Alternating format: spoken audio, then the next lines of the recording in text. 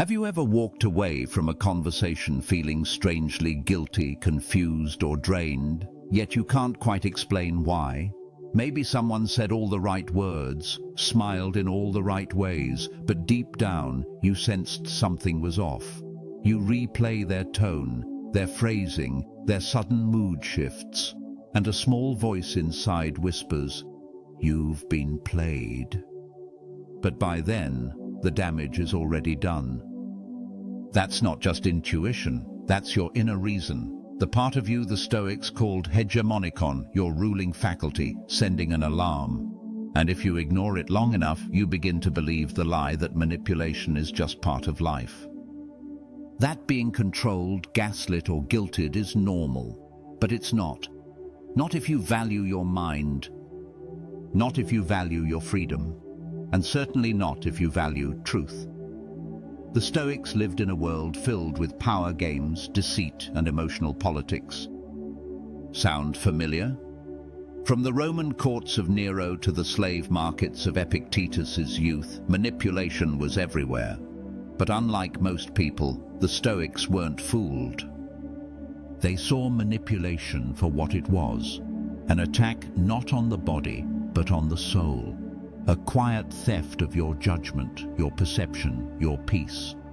That's why Marcus Aurelius wrote in his Meditations, "If someone can prove me wrong and show me my mistake in any thought or action, I shall gladly change. It is the truth I seek." He understood something vital. Truth makes you unmanipulatable. When you know who you are, when you know how to think clearly, when you value virtue over approval, you become like a mountain. Storms may come, but they don't move you. So why are we talking about manipulation today? Because the modern world hasn't gotten any less clever. It's gotten more subtle. Manipulation now comes dressed as care, as charm, as spiritual language, as just trying to help.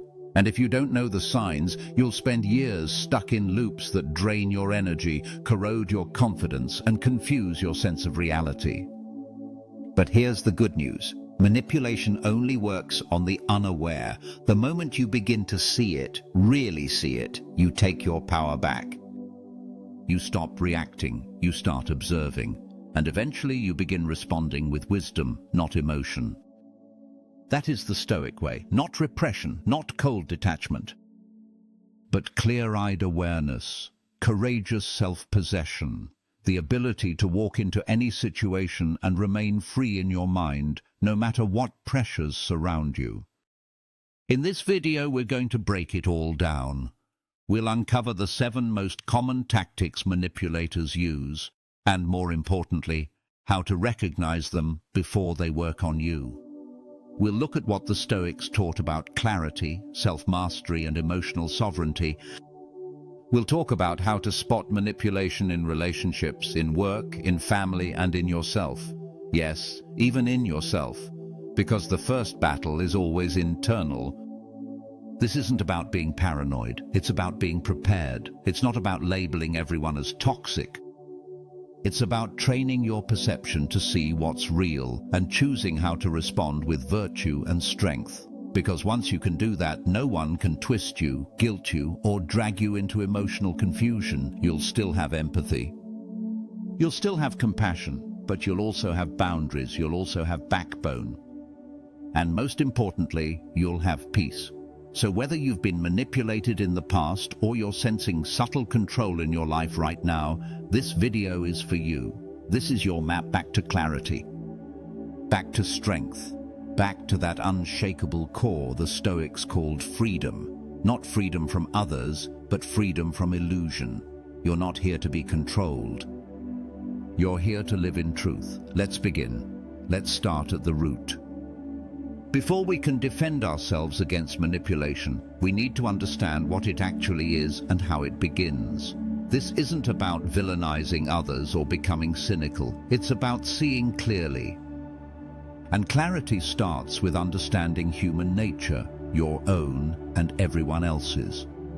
The Stoics taught that most people are ruled not by reason, but by passions, fear, greed, vanity, the desire for control, these aren't new. They've been there since the beginning. But what manipulators do differently is they learn to harness these passions in others. They recognize the patterns of human insecurity and turn them into levers. Seneca once said, "Most powerful is he who has himself in his own power." Think about that. If you don't understand your own emotions, someone else will. If you don't know what you're afraid of, someone will exploit it. If you don't understand your need to be liked, validated, or accepted, someone will use that need against you. Manipulation starts in the gap between your emotions and your awareness. The Stoics weren't naive. They knew people lie. They knew people flatter and coerce and deceive. But they also believed no one could manipulate you unless you first surrendered your perception. Marcus Aurelius wrote, "If you are distressed by anything external, the pain is not due to the thing itself, but to your estimate of it." Meaning what? Meaning the manipulation doesn't live in their words, it lives in your reaction to them. That's why we have to study manipulation not as a behavior, but as a process. And it usually begins subtly, a look, a tone, a suggestion, a narrative. Manipulators rarely start with control. They start with confusion. They introduce a question mark into your sense of reality. Did I actually do something wrong? Am I overreacting? Maybe they're right. Maybe I am too sensitive. And once that seed is planted, they water it slowly, through repetition, through charm, through selective silence or attention. They shape your reality without ever raising their voice. That's why some of the most dangerous manipulation isn't loud or aggressive. It's quiet, it feels like your fault, it feels like love. And that's why it's so effective. But here's the Stoic solution: awareness, observation, detachment. When you begin to observe rather than absorb, you create space. You stop reacting, you start asking questions. Is this feeling mine? Is this guilt real or manufactured? Is this urgency valid or is it pressure? The moment you pause, reflect, and return to reason, you interrupt the cycle. And that pause, that internal stillness, is your power. Manipulation thrives in chaos. The Stoic thrives in clarity. Now let's talk about one of the most common tactics used by manipulators: guilt tripping disguised as concern. You've probably heard it before. "I'm just worried about you. I thought you were better than this. After everything I've done for you?" These phrases aren't inherently wrong, but manipulators weaponize them. They don't say these things to understand you. They say them to control you, to make you doubt yourself, to turn your empathy into chains. This tactic works especially well on good people, people with conscience, people who care. Because guilt is heavy, it clouds your judgment, it makes you question your own integrity. And if someone figures out how to pull that lever in you, they don't need facts, they just need tone. A sigh, a look, a silence. Suddenly you're apologizing for things that aren't your fault. You're compromising your boundaries to keep the peace. You're bending, shrinking, performing, just to avoid disappointing them. But Epictetus taught something liberating. He said, "No person is free who is not master of themselves." That includes your emotions. If someone can make you feel guilty on command, they own a piece of you. And Stoicism is about reclaiming those pieces. So how do we do that? First, by separating genuine guilt from imposed guilt. Genuine guilt is rooted in your values. It shows you when you violated your own integrity. It's useful. It leads to growth. But imposed guilt, that's when someone tries to rewrite your values to fit their agenda. It's not about right or wrong, it's about obedience, about control. The next time someone says, "After all I've done for you," pause. Ask yourself, did they do those things freely or with expectation? Are they expressing a boundary or issuing a threat? Real love doesn't come with IOUs. Real concern doesn't need emotional leverage. A Stoic response to guilt tripping isn't cold. It's calm. You don't need to argue. You don't need to defend every decision. You can say, "I appreciate your concern, but I'm responsible for my choices." That's it. No drama, no guilt. Just clarity. Because the moment you stop giving automatic access to your conscience, manipulators lose their strongest weapon. You're still kind. Still open, but not available for emotional hijacking. You've trained your inner judge, your reason, to take over. And that's where true freedom lives. The truth is, guilt tripping only works when you believe you owe someone your peace, but you don't. You owe yourself your truth, your clarity, your alignment. And once you start living from that place, guilt stops being a trap and starts becoming a teacher. You learn what belongs to you and what never did. You learn to hear someone's tone without absorbing it, to see their patterns without reacting, to feel their disapproval without folding. That's how you rise. Not by hardening your heart, but by sharpening your mind. And in a world full of emotional pressure, clarity is revolutionary. Let's move to another tactic that's incredibly deceptive because it often feels good at first: love bombing and excessive flattery. Now, this might sound strange. How can something that feels affirming, even affectionate, be a form of manipulation? Isn't praise a good thing? Isn't it nice to be noticed, appreciated, validated? Of course it is. The human heart longs to be seen. We all want to feel valuable. But that's exactly why love bombing is so dangerous. It masquerades as connection while setting a trap. Love bombing is when someone overwhelms you with affection, compliments, attention, and gifts very early in a relationship or interaction. They say things like, "I've never felt this way about anyone before," or "You're the only one who really gets me." After knowing you for a week, they message constantly. They compliment everything. They create an artificial intensity, a whirlwind of emotional intimacy that feels euphoric. But behind the curtain, something else is happening. That rush of attention isn't rooted in respect or understanding. It's control in disguise. It's about hooking you emotionally before your critical thinking kicks in. Because when your nervous system is flooded with dopamine and validation, you stop asking questions. You stop noticing red flags. You confuse intensity for intimacy. And once you're hooked, the dynamic shifts.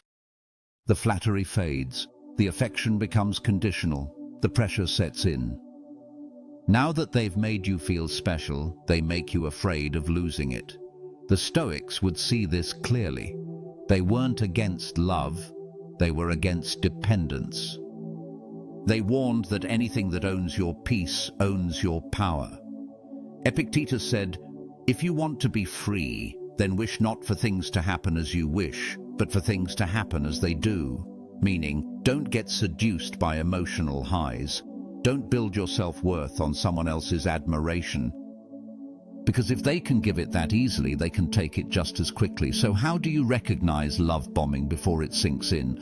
Pay attention to pace. Healthy connection grows slowly, naturally. It's built on consistency, not theatrics. If someone moves fast emotionally, ask why. If they're pushing for instant trust, instant loyalty, instant exclusivity, slow down. You're not obligated to match someone's intensity just because they offer it. The Stoic approach here is restraint. Not coldness, restraint. It's perfectly fine to enjoy praise, just don't depend on it. It's okay to receive affection, just don't mistake it for truth. The goal is to observe without surrendering your judgment. Here's something practical. After any intense interaction, take time alone to reflect. Not emotionally, rationally. Ask yourself, what do I actually know about this person? Are their words aligned with their actions? Am I responding to their character or to how they make me feel? That space to think is where your freedom lives. The Stoics believed that flattery is the enemy of wisdom. Marcus Aurelius reminded himself daily not to be deceived by applause, because the moment you need praise to feel whole, you're no longer living from your center, you're being led. And manipulation only needs a small opening to begin. So the next time someone showers you with compliments, enjoy the words, but look at the pattern. If it's genuine, it will feel steady. If it's manipulation, it will feel like a sprint. And you're not here to be swept away, you're here to stand firm. Now let's turn to one of the most sinister tactics of all, gaslighting and reality distortion. Gaslighting isn't just lying, it's a sustained, strategic attack on your perception. It's when someone tries to make you doubt your memory, your sanity, your emotional responses. It's when they say things like, "That never happened," or "You're overreacting," or "You're imagining things," when you know deep down what you saw, heard, or felt. It's subtle, it's relentless, and it's profoundly disorienting. The Stoics taught that the mind is the final fortress. If you lose your ability to trust your own perception, you lose everything. That's why gaslighting is so effective. It doesn't just change the story, it changes your sense of self. Over time you start to think, maybe I really am too sensitive. Maybe I did cause that. Maybe I don't remember things correctly. And once you begin to internalize that doubt, you become dependent on the manipulator to define reality for you. But Stoicism trains you to come back to reason, to root yourself in what you know, not what others want you to believe. Epictetus said, "It is not events that disturb us, but our judgments about them." But he didn't mean we should doubt everything. We should examine everything. That includes examining the stories others tell about us, especially when they contradict our lived experience. So how do you defend against gaslighting? Start with documentation. Journal your experiences, your conversations, your emotions. When confusion sets in, you'll have your own words to remind you what actually happened. This isn't paranoia, it's protection. You're creating a trail of reality for when someone tries to erase it. Next, anchor yourself in people who reflect you truthfully. Not those who flatter or echo, but those who speak with integrity. Manipulators isolate. They want to be your only voice. That's why Stoics formed philosophical circles, not echo chambers. They knew that iron sharpens iron. You need people in your life who will confirm your reality when someone else tries to distort it. Finally, develop the courage to stand in your own truth, even if no one believes you. Even if you're called dramatic, difficult, or delusional. Marcus Aurelius reminded himself often, "The opinion of 10,000 men is of no value if none of them know the truth." Sometimes the only person who needs to believe you is you. Gaslighting works by eroding confidence over time. But you can rebuild it. You can ground yourself in clarity. You can practice the discipline of thinking. And every time you resist the urge to surrender your perception, you reclaim your mind. The Stoic doesn't deny reality. The Stoic sharpens it. So remember, when someone tries to make you feel crazy, don't argue. Don't beg to be understood. Just return to what you know. Document, reflect, stand still. Because once you own your reality, no one can rewrite it for you. And that, in a world full of distortion, is your most powerful defense. Now let's look at a tactic that's everywhere. On your phone, in your inbox, in the pressure-packed conversations you didn't ask for. It's called creating urgency to pressure you. The classic move, act now, decide fast, no time to think. If you've ever felt like you had to give an answer right now, or the opportunity would disappear, you've experienced this.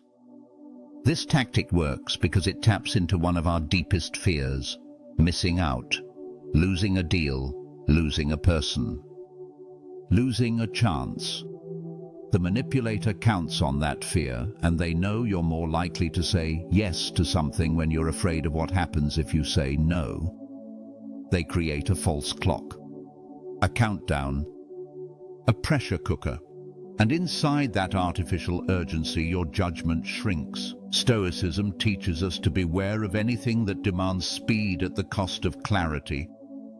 Epictetus warned, "No thing great is created suddenly," and decision-making is no exception. Rushed choices are rarely wise ones. When someone insists you act now, it's almost always because they don't want you to think. They don't want you to examine. They want you overwhelmed enough to comply. Manipulators use urgency to bypass your values. You weren't going to say yes to that commitment or that offer or that apology, but under pressure, your resistance weakens. They confuse your intuition with adrenaline, and once you act under pressure, they have leverage. "But you agreed," they'll say. "You said yes." And even if it was under stress, they'll use your consent against you. The Stoic approach here is deliberate slowness. Not slowness in movement, but slowness in the mind. A pause, a breath, a question. Marcus Aurelius said, "If you are hurried, do not respond until you have considered whether it is your task." In other words, urgency is not a command. It's a test. It reveals whether you live from reaction or reason. You don't have to answer texts instantly. You don't have to buy the thing before midnight. You don't have to agree to that favor while still processing the request. You are allowed to say, "Let me think about it." You are allowed to sit with your decision. Not every opportunity is real, and even the real ones will still be there tomorrow if they're worth it. The Stoic sees urgency and doesn't panic. They observe it, they question it, and they stay rooted. Because manipulation feeds off reaction, but truth grows in stillness. So the next time someone pushes you to decide now, stop. Ask yourself, is this pace mine or theirs? Who benefits if I rush? What do I lose by waiting? You might be surprised by the answers. And more importantly, you'll feel your power returning, not because you said yes or no, but because you decided in freedom. Let's turn now to another tactic that's emotionally complex and socially manipulative, playing the victim to gain power.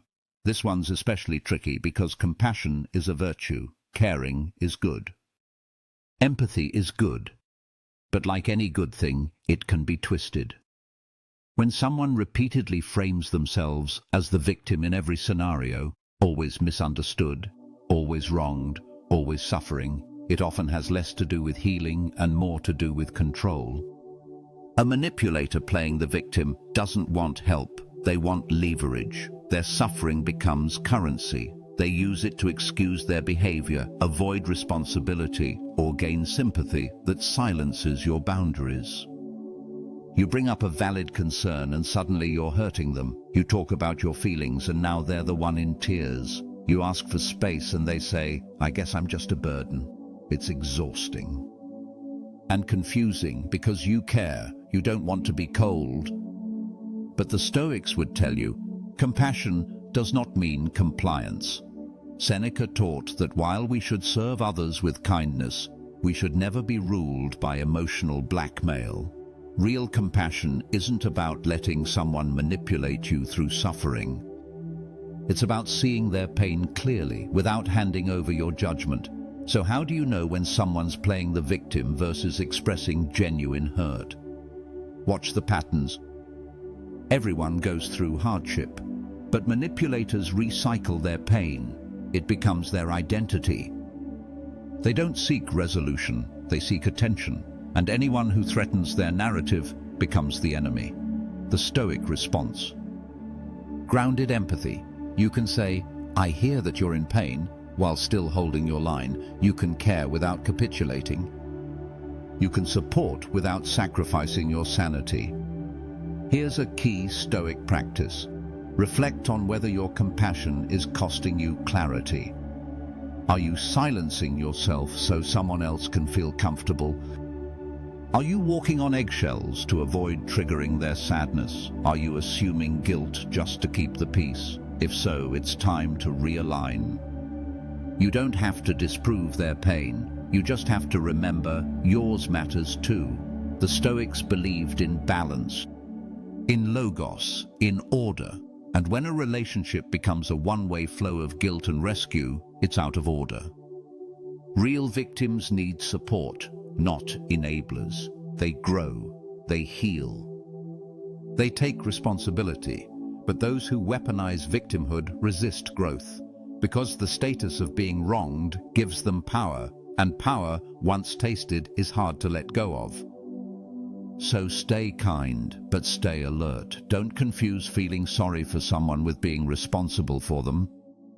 Don't confuse their sadness with your duty, and don't let anyone use your virtue against you. The Stoic stands in both truth and love. And in that stance they are unshakable, not because they're cold, but because they're clear. Not because they don't feel, but because they refuse to be ruled by feeling alone.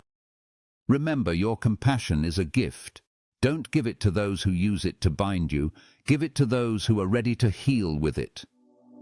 That's where your love makes the deepest difference. That's where your power stays intact. Now let's talk about a manipulation tactic that's often used behind closed doors, in the quiet corners of conversations, and in the space between two people who don't realize they're being triangulated.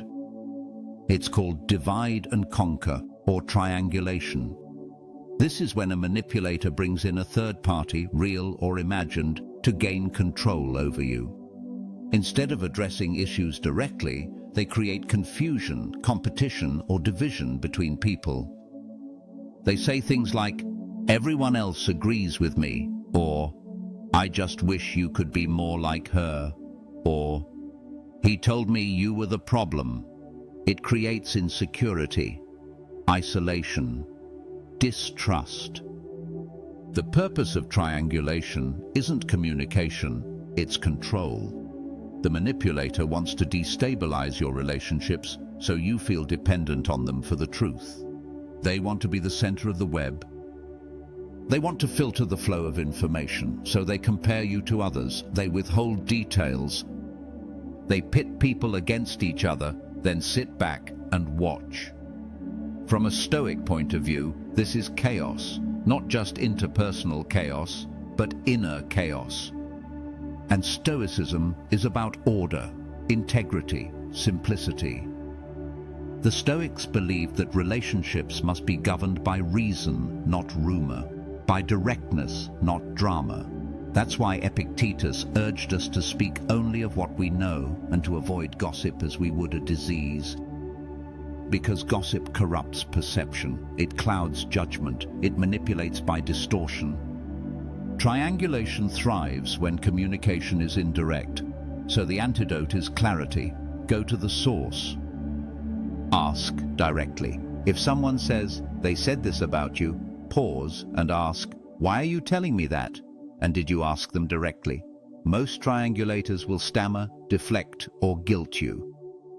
But a Stoic doesn't take the bait. They hold to principle, not pressure. And when you're the one being compared, resist the urge to compete. The manipulator wants you to feel inadequate, so you'll seek their approval. They want you to feel like you're not enough, unless they say so. But the Stoic knows that comparison is a thief of peace. Marcus Aurelius wrote, "Be content with what you are, and wish not to be something else." So, if someone brings triangulation into your life, step back. Don't react. Don't retaliate. Observe the pattern, protect your peace, and most of all, don't play the game. You win by not participating. You win by being above it. You win by bringing your focus back to truth. Now let's talk about another manipulation tactic, one that wears the mask of innocence but cuts deeply: blame shifting. Blame shifting is when someone consistently refuses to take responsibility for their actions. No matter what goes wrong, it's someone else's fault. They're never the one who forgot, who lied, who hurt, who failed. They'll twist the facts, rewrite the timeline, even rewrite your intentions, all to avoid accountability. And if you confront them, they'll make you feel like you're the one who caused the problem.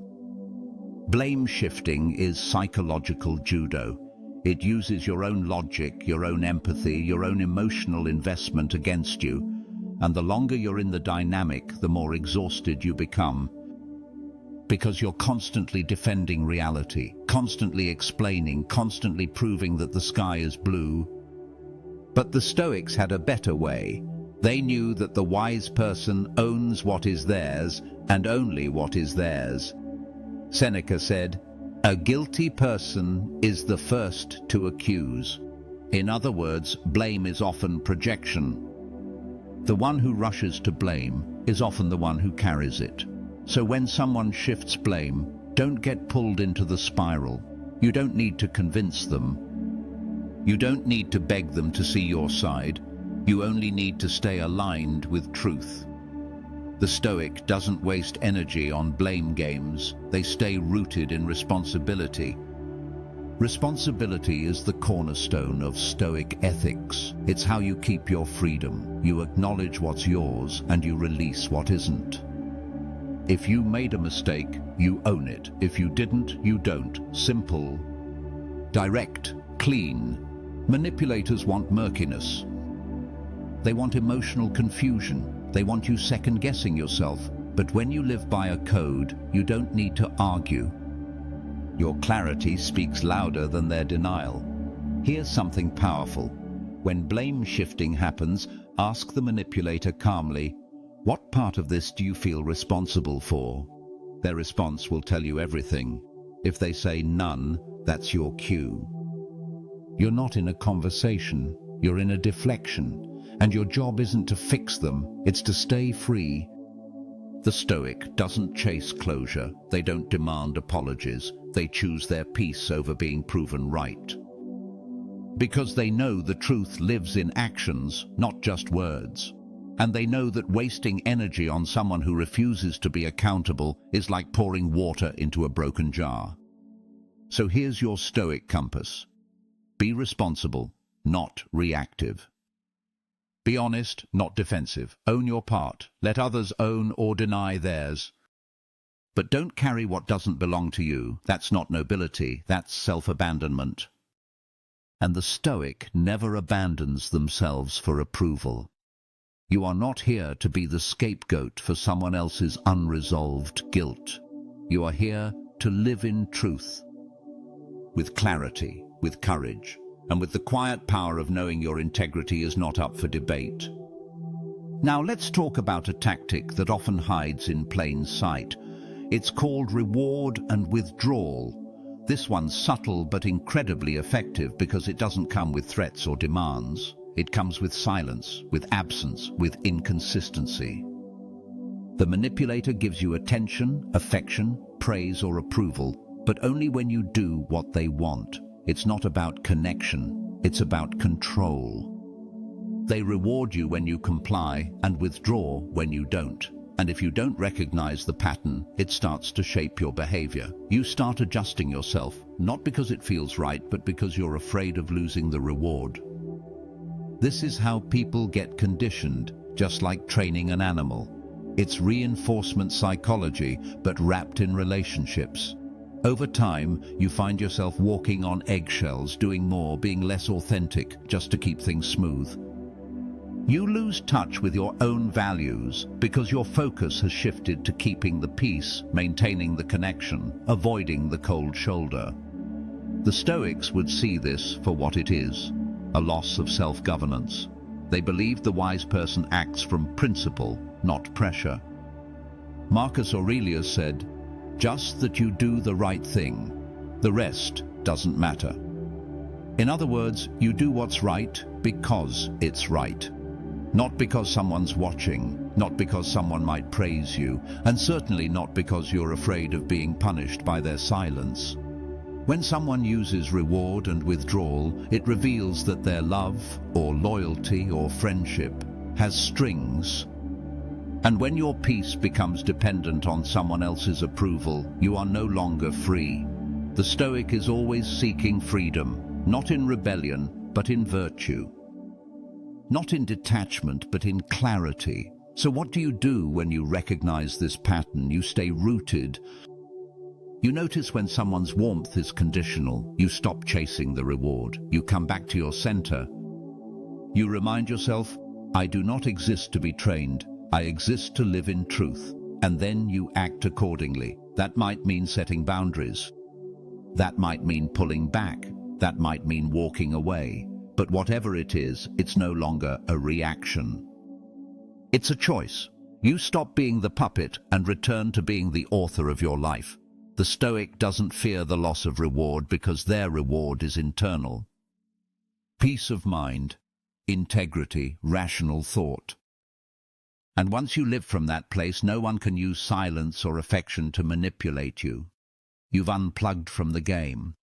Now let's go into one of the final and most powerful tools of defense you have against manipulation: cultivating emotional discipline.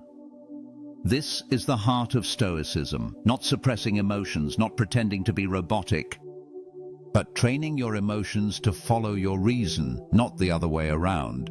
The Stoics understood that the most dangerous manipulations don't come from other people, they come from your own unchecked reactions.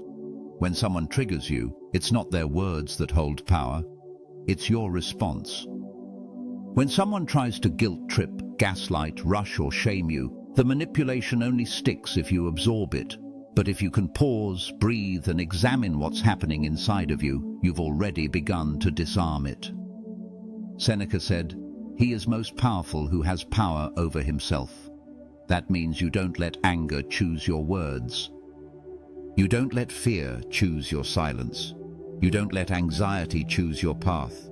You see the emotion, you feel it, but you respond with clarity. Imagine this: someone accuses you unfairly. Instead of defending, you observe. Someone flatters you too quickly. Instead of basking in it, you question the timing. Someone pressures you to decide fast. Instead of panicking, you smile and say, "I'll let you know." Each time you stay centered. And the manipulator loses their grip, because manipulation requires reaction. If you don't react, it falls flat. And if you stay calm, curious and firm, you become an immovable object in the face of emotional games. The Stoics practiced this daily. They journaled. They visualized, they prepared their minds for challenge, not to be hardened, but to be ready. Life will throw confusion your way. People will try to sway you. Emotions will rise. But the one who pauses and returns to reason wins every time, not because they dominate, but because they don't get pulled into other people's storms. You're not here to be unfeeling. You're here to feel deeply and still choose wisely. You're here to use emotion as a signal, not a command. You're here to notice manipulation, not to be ruled by it. So practice. Every day. When something frustrates you, ask why. When you feel guilted, pause and question. When you're being drawn into drama, step out and breathe. Each time you do, you grow stronger, not louder. Not harsher, but clearer. And that clarity, that emotional discipline, is your shield. Your compass, your power. In a world of noise, it is the quiet mind that sees through the fog. In a world of manipulation, it is the disciplined heart that cannot be moved. And in a life full of distractions and deceit, the Stoic remains free, not by avoiding life, but by living it with eyes wide open and a spirit rooted in truth.